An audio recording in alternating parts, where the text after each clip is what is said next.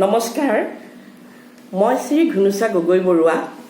ফক আছাম বিহুপৰি প্ৰতিযোগিতাৰ মাননীয় কল্যাণ কুমাৰ দাসে আমাৰ 12গৰাকী বিচাৰকক এই আসনত বহুৱাইছে। তাৰ বাবে মই বিহুপৰিৰ লগত জড়িত সকলোকে মোৰ শলাগ আৰু কৃতজ্ঞতা জ্ঞাপন কৰিলোঁ। এই দেশৰ মহামাৰী কৰোনা সময়ত আমি আমাৰ বিহুটি ডিজিটেল মাধ্যমেৰে পালন কৰিছোঁ। আমাৰ কলা কৃষ্টিৰে ভৰা হেঁপাহৰ ৰঙালী বিহুটি ধৰি ৰাখিবলৈ যত্ন কৰিছোঁ। আশা কৰোঁ এই কৰোনা যাতে সোনকালে আমাৰ মাজৰ পৰা নাইকিয়া হয়, তাৰ বাবে মই ভগৱানৰ ওচৰত প্ৰাৰ্থনা কৰিছোঁ যাতে আমি পুনৰ মুকলি আকাশৰ তলত আমাৰ হেঁপাহৰ ৰঙালী বিহুটি পাতিব পাৰোঁ।